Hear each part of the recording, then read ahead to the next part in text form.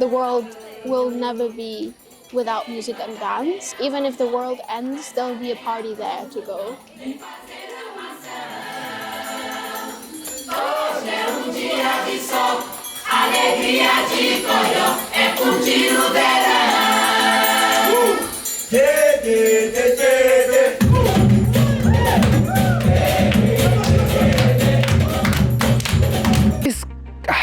To describe what capoeira is, I would use a lot of different words for me to describe it. I put more for me as a sense of the life. My name is Sandro Alves. I'm from the south of Brazil, and I got into the capoeira, I think, the beginning of the 90s, around 1990, 1991. Whoever likes to dance, they can find themselves in capoeira. People who likes to fight, they can find themselves in capoeira.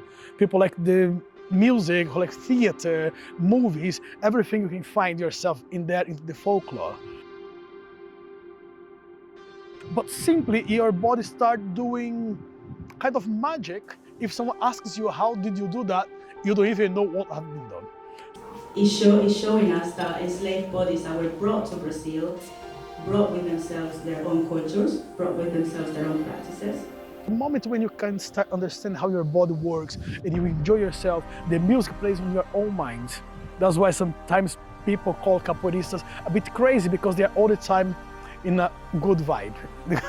So it's this connection between mind and body, which sometimes, yes, I know what I'm doing, but sometimes the body just do what needs to be done unconsciously.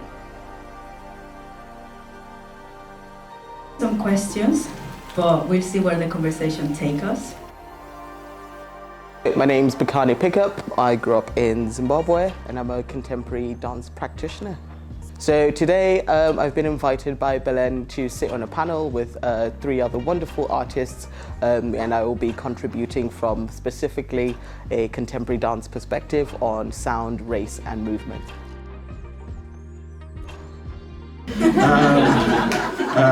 In that moment, I kind of realized that even in moments of togetherness, I kind of always slightly experience this sense of being outside.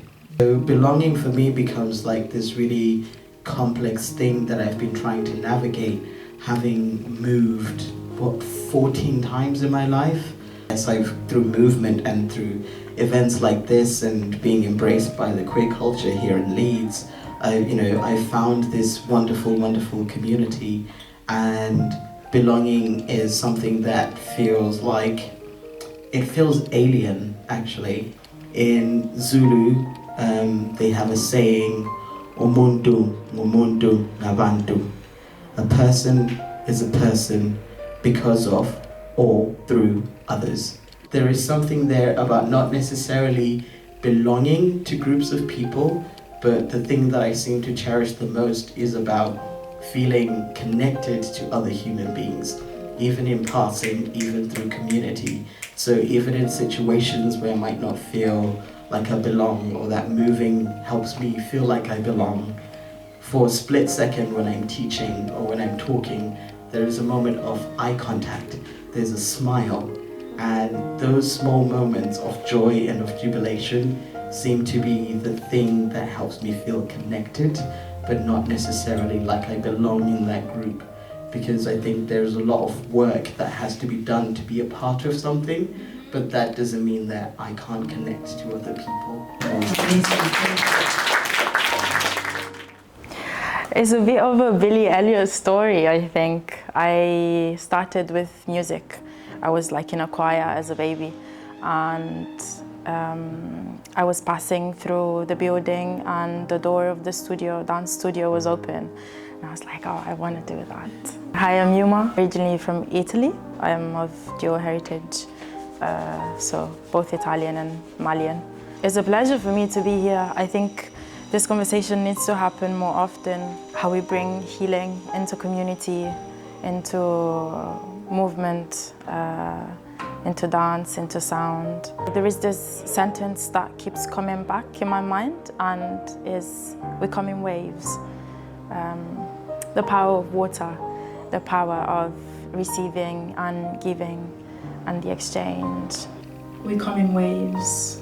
how we receive and give to each other. There is this tides and deep motion, either with verbal communication or non-verbal communication. Usual question that we have of where are you from? And I always have this like 2 seconds of fuck, where am I from? I try to remind myself that my body is my country, and my movement practice helps.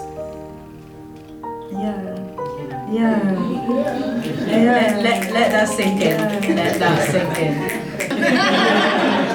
I think being vulnerable right now seems like the right thing to do. Like, I just want to acknowledge in myself that me telling my story is important. My name is Melanie. I think that there's a big history of shared understanding that most racialized people have around music and around like art in general.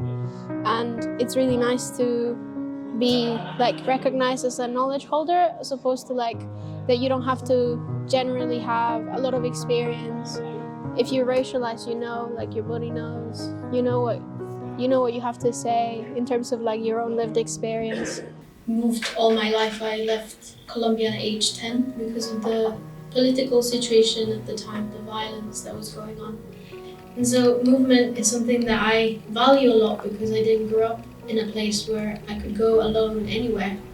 I couldn't enjoy the freedom of being able to walk in the street by myself. Throughout my whole time here in the UK, I've had to find ways to appease often these energies that want to make me believe that I'm not worthy of love and not worthy of loving. I had internalized that I wasn't good enough and I didn't deserve to be loved. Is not true, because there's inherent value in all life at all times. And there is possibilities in belonging everywhere all the time. Always be curious, always bring your curiosity, be playful, be nurturing of that inner child that you have. And also bring your friends. You're not alone, bring your friends. Those are your community, your family, and it will make it easier. Yeah. Always believe in yourself. I think that's always, I know everyone always says, you know, believe in yourself, but I think there's been so many moments for me where I felt like this is a really tough career, this is a really difficult place to be. Just keep going, even at that bit where you're like, no, I can't do it anymore. Give it 5 more years, and then 5 more years after that, and just keep going. You are a madman. And yes, I am. Okay, I'm gonna drink my beer, I'm gonna put a bit of chili in it. Oh, why are you doing that? Because I can. I like my bare foot. It's raining, I don't mind. So you have a problem with me.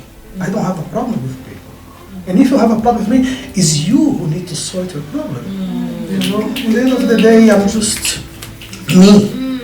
My name is Belen Suarez. I had in mind to put this event for a really long time. I've always been interested in the connections between movement, corporeal movement in particular, and race for a long time, and how POC communities have used movement and sound as well to practice racial resistance and to fight colonial powers. In the last few years, I've also been a DJ, so that brought me really close to sound and the words of sound and music and performance as well. I've received a lot of pressure in terms of what events I should be putting on or what sells better and what doesn't sell that much.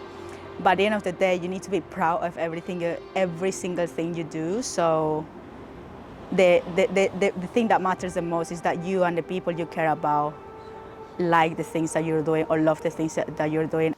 Perfect. Anything else you want to say? Slay.